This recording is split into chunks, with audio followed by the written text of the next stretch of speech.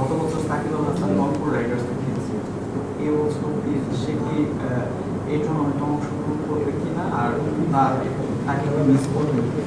না, সাকিব ভাইয়ের মতো প্লেয়ার ক্রিকেট অঙ্গনে আমার কাছে মনে হয় না যে কোনো টিম মিস করবে না, এটা বলতে পারবে না। অবশ্যই সে থাকলে টিমের দিক থেকে ব্যাটিং বলেন, ফিল্ডিং বলেন, বোলিং বলেন, একটা আলাদা বেনিফিট সবসময় যে কোনো টিম পেয়ে থাকে।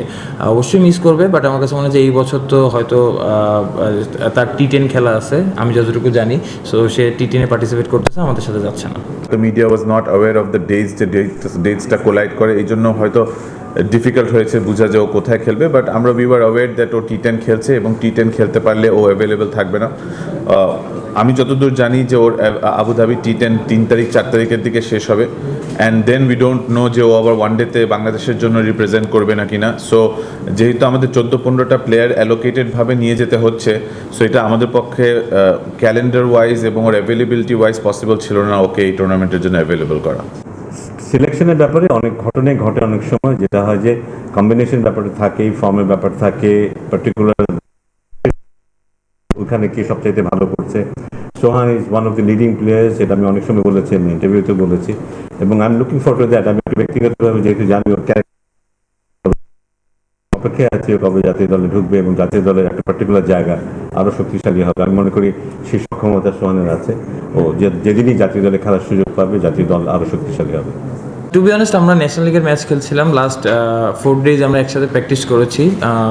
আমার কাছে মনে হয় যে ইনশাল্লাহ আমরা যাওয়ার পরে ওখানেও 3-4 দিনের প্র্যাকটিসের একটা অপরচুনিটি পাবো।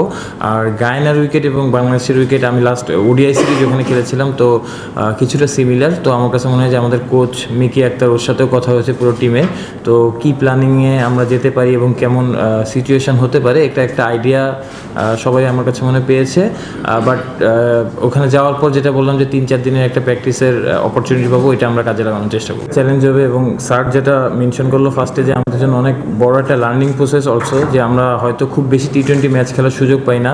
তো আমার কাছে মনে হয় যেহেতু এই টুর্নামেন্টটা খেলছি, এরপরে ন্যাশনাল লিগের একটা টুর্নামেন্ট আছে, BPL টুর্নামেন্ট আছে, তো ওভারঅল দেখেন যে এই বছর হয়তো আমরা অনেক বেশি T20 ম্যাচ খেলতে পারবো। আর T20 জিনিসটা, খেলাটা এমন, আমার কাছে মনে হয় যে যত আমরা খেলবো এখানে এক্সপিরিয়েন্স বলেন বা সব কিছু বলেন, এবং যেহেতু এখানে 5টা ভালো মানের ফ্র্যাঞ্চাইজি ক্রিকেট টিম আছে, তো আমার কাছে মনে হয় খুব কম্পিটিটিভ ম্যাচ আমরা ওখানে খেলতে পারবো, এবং ওই এক্সপিরিয়েন্সটা আমাদের পরবর্তীতে অনেক কাজে লাগবে। স্পেশালি T20-তে লাস্ট কিছুদিন ধরে, অনেকদিন ধরে রিশাদ খুব ভালো পারফর্ম করছে। অ্যাট দ্য সেম টাইম আমাদের টিমে শেখ মেহেদি আছে, খুশদিল শাহ আছে, সো আমার কাছে মনে হয় আরাফাত সানি আছে। তো স্পিনিং সাইডটা আমার কাছে মনে হয় অনেক এক্সপিরিয়েন্স, তো হোপফুলি আমার কাছে মনে হয় যে ভালো একটা খেলা আমরা ওখানে উপহার দিতে পারবো। এটা আমার কাছে মনে হয় অ্যাট দ্য সেম টাইম এটা আমাদের প্লেয়ারদের জন্য অনেক বড় অপরচুনিটি, এরকম বড় প্ল্যাটফর্মে পারফর্ম করা। সো আমার কাছে মনে হয় প্রতিটা প্লেয়ারই অপরচুনিটিটা গ্র্যাব করার জন্য ওয়েট করছে, এবং আমার কাছে মনে হয় যে আমরা যদি আমাদের সেরাটা দিতে পারি, অবশ্যই আমরা ভালো কিছু করতে পারবো এই টুর্নামেন্টে।